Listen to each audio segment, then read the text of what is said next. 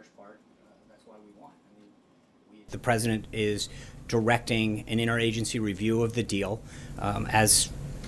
to review that, and we have 90 days before the next one comes up. We'll have more, but right now we're undergoing a 90-day review, and I think the statement that the Secretary of State made to Congress very clearly stated that that the president is directing the National Security Council to lead an interagency review of the plan and evaluate whether suspension sanctions related to Iran, pursuant to the JCPOA, are in the vital interests of the national security, of our national security. That's the letter clearly lays out what the president's going to do to make sure that they're living up to their agreement.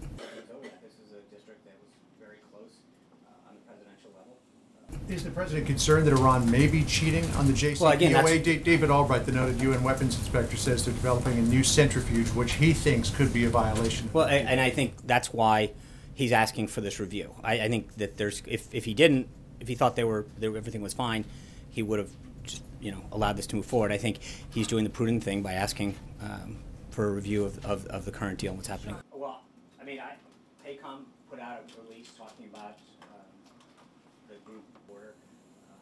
I think on jobs, there's been a lot of activity that we've been very proud. The president has said, though, that he would like to see the nuclear deal renegotiated with Iran. How specifically does he plan to get a new deal? Is that something that he still wants to do? Well, again, that's why we're undergoing this interagency review. Part of this is to get the entire team to look at it as part of the next 90 days review that is required under the deal. So we will have recommendations that will be presented to the president on where the deal stands and how to act further. There's disclosure on this for a reason, so that you know what's happening. At this point, I just want to make sure I know that we will be reaching out to the Vatican. While we're on the topic of upcoming events, I'd like to note that the president will welcome Palestinian President Abbas for a visit to Washington on May 3rd.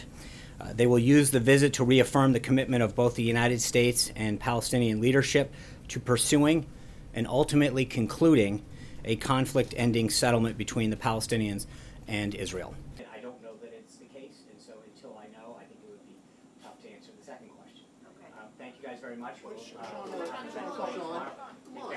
I do a Patriots question?